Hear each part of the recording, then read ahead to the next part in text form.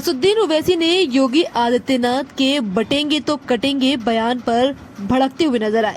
कृष्ण जन्माष्टमी के दिन उत्तर प्रदेश के मुखिया योगी आदित्यनाथ ने बड़ा बयान दिया। उन्होंने कहा कि राष्ट्र से ऊपर कुछ भी नहीं हो सकता और राष्ट्र तब सशक्त होगा जब हम एक रहेंगे, बटेंगे तो कटेंगे, एक रहेंगे तो नेक रहेंगे।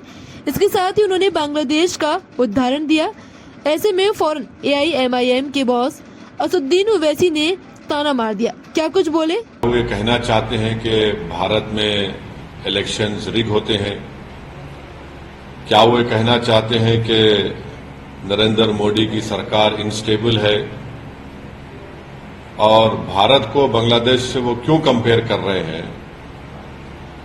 और क्या वो ये कहना चाह रहे हैं कि भारत की जनता देश की वफादार ना रहे बल्कि मोदी की वफादार रहे? और अगर नहीं करेंगे तो जिस तरह शेख हसीना ने बांग्लादेश में मासूम लोगों पर गोलियां चलवाई, क्या वो गोलियां चलवाएंगे? अब वो बात करते हैं देश की यूनिटी के बारे में। तो यूनिटी देश की कब होगी? जब इंसाफ होगा। और खुद योगी ने उनके राज में कई फॉल्स एनकाउंटर्स हुए अल्पसंख्यक समाज मुसलमानों के। उनके राज में आज भी बुलडोजर के जरिए मुसलमानों के घरों को तोड़ दिया जाता है। तो और उन्हीं के राज में लोग बोलते हैं कि मुसलमानों का क्या जेनोसाइड, नरसंहार हो।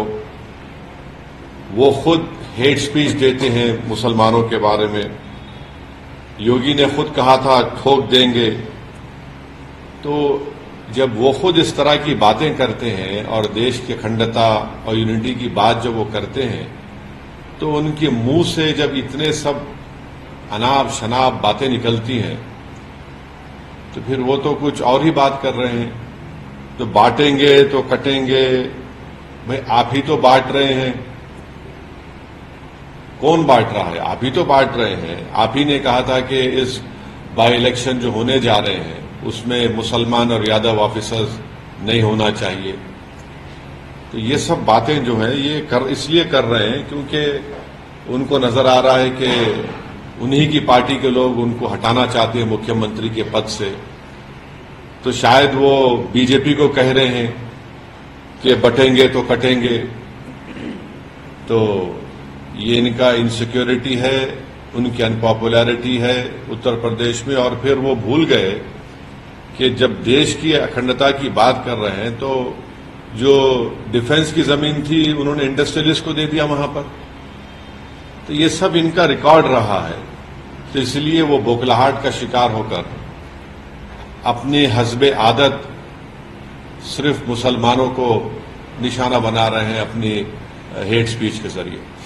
सर, योगी आदित्यनाथ ने यह भी कहा है कि आप डरते क्यों हैं? जब पैलेस्टाइन की बात करते हैं तब आप कुछ नहीं, पैलेस्टाइन के सपोर्ट में बात करते हैं, और जब बांग्लादेश की बात आती है वहां पे हिंदू मंदिर और लोगों पे वहां पे अटैक्स हो रहे हैं, तब आप क्यों नहीं कुछ बात करते?